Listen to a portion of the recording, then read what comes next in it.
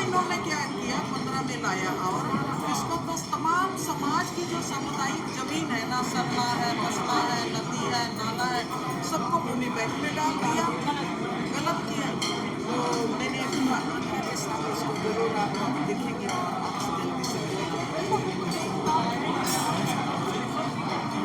विधानसभा में आपने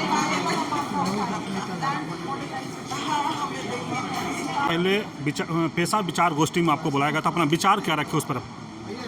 विचार पेशा विचार गोष्ठी में बुलाया। पहले तो मैंने झारखंड सरकार को धन्यवाद दिया, इसलिए कि ये पहला अवसर था कि लंबे समय के बाद, लंबे समय क्या, जहाँ तक मेरा जानकारी है 1996 में पेशा कानून जब पार्लियामेंट में बना, राष्ट्रपति साइन किया, उसके बाद लगातार हम लोग पेशा कानून जमीन पर, उसमें जो पेशा कानून में 5वीं अनुसूचित क्षेत्र के लिए जो 23 ग्राम सभाओं को जो अधिकार दिए गए हैं, उन अधिकारों को गांव स्तर में लागू कराने की मांग को लेकर लगातार हम लोग संघर्ष करते रहे। हम लोग उसके लिए, बहुत सारे लोगों ने उसके लिए आहुति भी थी, बहुतों ने डंडा खाया, जेल खाया, सारा चीज़ किया।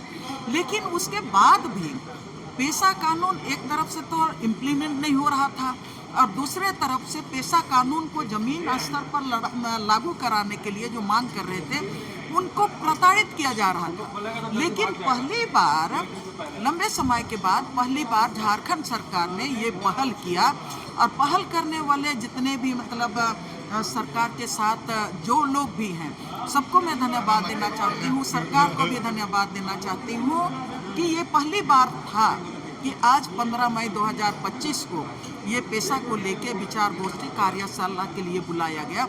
मैंने अपनी बात रखी, जो ड्राफ्ट में जो खामियां हैं, उन तमाम खामियों को अपने तरफ से रखने का कोशिश की। उसमें जो पहले का जो ड्राफ्ट था, उन तमाम ड्राफ्ट को खंगालने का काम किए और तमाम ड्राफ्ट को एक एक करके संविधान से लेके, धाराओं से लेके, और उसके साथ और भी जो तमाम परिभाषाएं हैं, उन तमाम को देखने के बाद ये मैंने स्पष्ट था कि वो जो पेशा कानून में जो धाराएं लिखी गई थी, वो पंचायती राज कानून का धारा था, परिभाषा भी पंचायती राज का था, और वो जो नियमावली जो था वो भी पंचायती राज का इसमें समाहित करने का कोशिश किया गया था।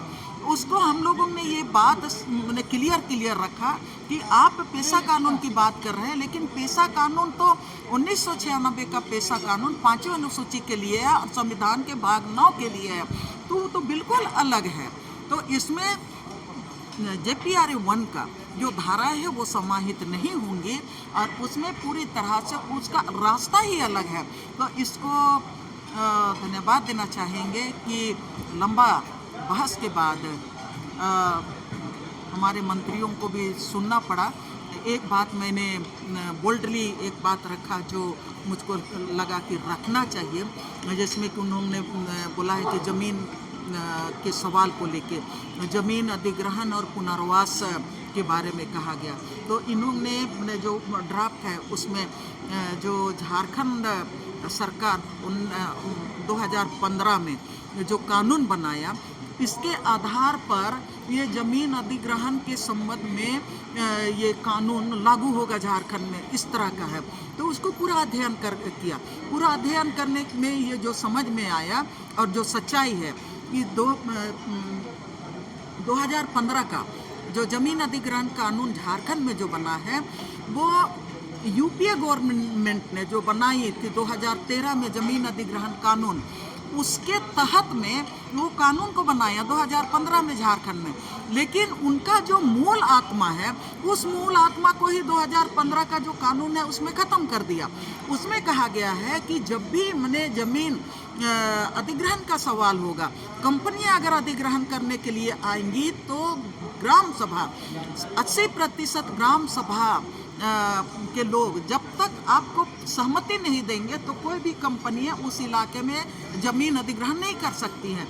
जब सरकार ज़मीन अधिग्रहण करेगी तो 70% ग्राम सभा के सदस्यों को पहले सहमति लेना पड़ेगा, उसी के बाद वो ज़मीन अधिग्रहण कर सकती है। उसको पूरी तरह से गौण कर दिया और इसको भी गौण कर दिया कि उसमें जो कहा गया है कि जब जमीन अधिग्रहण प्रक्रिया में जमीन मालिकों को कोई दिक्कत होता है तो उसका मुआवजा देने की बात होती है, उसको भी मैंने 2015 का कानून में ख़त्म कर दिया।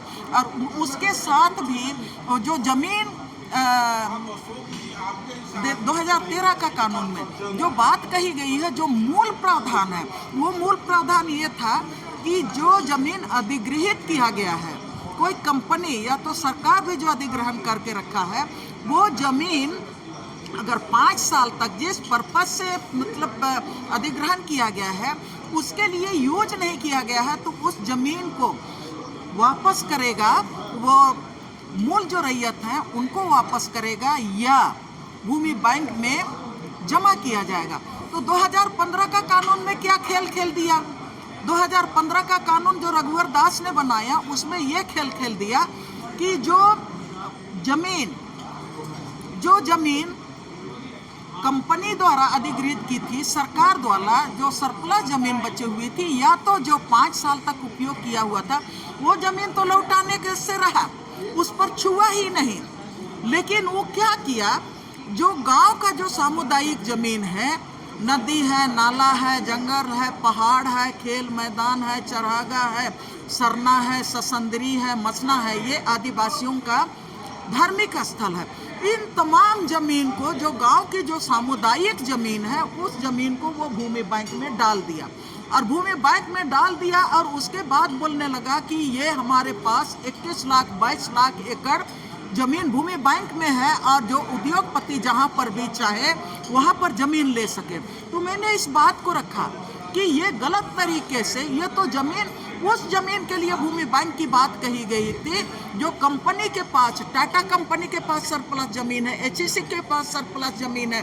और आपका मतलब अभी अडानी जो 5 साल से जमीन लेके रखा है लेकिन उसको यूज नहीं कर रहा है, वो जमीन अधिग्रहण कानून 2013 के तहत वो रैयतों को वापस होना चाहिए। लेकिन और आपका टाटा स्टील प्लांट में भी, बोकारो स्टील प्लांट, सबके पास जमीन है जो उपयोग में नहीं है, उस जमीन को भूमि बैंक में वापस करना चाहिए था। लेकिन रघुवर सरकार ने उल्टा खेल खेल दिया कि वो मतलब उस जमीन को कुछ छुआ ही नहीं और दूसरे तरफ से आम जनता का, गांव के लोगों का जमीन को भूमि बैंक में डाल दिया। मैंने इस बात को रखा, आप क्यों ढो रहे हो? आप उसी कानून को क्यों ढो रहे हो? उसको हटाओ। और सामुदायिक जमीन की वगैरह की बात है तो उसके लिए जो मान के मुंडाओं का जो व्यवस्था है, बड़ा मुंडारी खुटखटी का व्यवस्था है और आपका संथाल परगना में माझी परगना का व्यवस्था है, उसको लागू करो। अभी आप मंत्री जी का कुछ मोदी का कुछ कह रही थी क्या, पेशा के ही संबंध में या फिर? मंत्री जी को मैं अपना किताब में आदिवासी अधिकार खतरे में, जो आपका 2014 के बाद जो आज तक मतलब 2023 तक किस तरह से भारतीय जनता पार्टी की सरकार ने, रघुवर सरकार ने और केंद्र की मोदी सरकार तमाम कानूनों को धराशायी करते हुए उन्होंने सीट एक्ट को धराशायी किया, 5वीं अनुसूची के अधिकारों को धराशायी किया, एसपीटी एक्ट को ख़त्म करने का कोशिश किया, विल्किंसन रूल को ख़त्म करने का कोशिश किया और उसको ख़त्म करते हुए उन्होंने भूमि बैंक बनाया। और भूमि बैंक बनाया और वो जो तो समाज का ज़मीन है, समाज का सामुदायिक ज़मीन है, उसको भूमि बैंक में डाला। और उसमें मैंने लंबा अध्ययन करके जो किताब लिखी, उस किताब को मैंने हमारे कृषि मंत्री शिल्पी नेहा को मैं दी। तो उन्होंने कहा कि ये जो भूमि बैंक पर आप जो लिखे हैं, जो डिजिटलाइजेशन पर, उसको मैं पढ़ी। पहले भी मैं एक किताब दी हूँ तिर्की साहब को। तो शिल्पी नेहा मंत्री जी ने ये बोली कि मैं ये किताब पढ़ी हूँ, बहुत अच्छा है और मैंने इस पर सवाल भी उठाया। ये बात उन्होंने कहा कि इसको मैं आगे भी पढ़ूँ। दीदी, ये गोष्ठी से क्या लगता है, पैसा जल्दी लागू होगा या गोष्ठी से कैसे देखते हैं इसको? गोष्ठी से एक चीज़ मैंने क्लियर हो गया, क्लियर ये हो गया कि जो कई चीज़ें थी जिसमें कि बादल ढका हुआ था, वो बादल आस्ते आस्ते छट रहा है। और एक तरफ समाज की बातों को सरकार जरूर मानेगी, देर सवेरे उनको मानना ही पड़ेगा। ये आज का जो विचार गोष्ठी था, उस विचार गोष्ठी से ये पॉजिटिव दिख रहा है और इसका लाभ झारखंड की जनता को मिलेगा। इसलिए कि उन्होंने ये बात कहा कि देर ही सही लेकिन झारखंड में पेशा कानून को ऐसा लागू करेंगे कि ये देश का एक मॉडल राज्य बनेगा। इन पेशा से बादल छटने का चांसेस है। बिल्कुल बिल्कुल, और इसके लिए लंबा समय संघर्ष भी किए हैं। तो मैं तो अपनी बात में बोली ना कि 1996 से डंडा खाते खाते अभी यहाँ पर हम लोग पहुँचे हैं। कई लोगों ने उसके लिए शहादत भी दिया और उसके बाद अभी बहस भी उतना ही चल रहा है। तो निश्चित रूप से लंबा संघर्ष के बाद, और सबसे बड़ी बात है कि आदिवासी समाज इसी के लिए संघर्ष किया था और लंबे संघर्ष के बाद राज बना। तो राज किस लिए बना? राज बना है तो पेशा कानून को आपको लागू करना पड़ेगा और सरकार की ये मजबूरी है कि हर हालत में सरकार को अपने लोगों की बात को सुनना पड़ेगा। ठीक, विचार गोष्ठी में आप शामिल हुए थे, युवा भी हैं, क्या लगा गोष्ठी से आपको कि पेशा जल्द लागू होगा या फिर उसमें फिर और टाइम? देखिए, पेशा गोष्ठी में शामिल हुए, इसमें सभी लोगों ने अपनी अपनी बात रखी और एक विचार ये सामने आया है कि हड़बड़ाया ना जाए, इसको सही तरीके से, क्योंकि इसका जो मूल रूप है, जो बिंदु है वो आदिवासी है और उसका संरक्षण है, उसका विकास है। तो उसके अनुरूप बाकी जो भी आदिवासी क्षेत्र में कानून हैं जो उससे मेल नहीं खाते हैं पेशा से, तो बाकी सभी कानूनों को पेशा कानून के अनुरूप बनाया जाए, संशोधन किया जाए और उसके बाद पेशा को लागू किया जाए।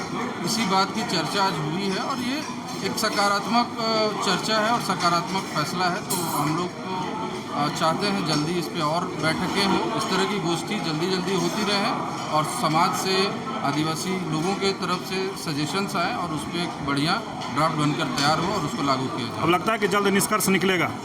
जी, निष्कर्ष निकलेगा, क्योंकि आज आप देख सकते हैं 4 मंत्री बैठे थे।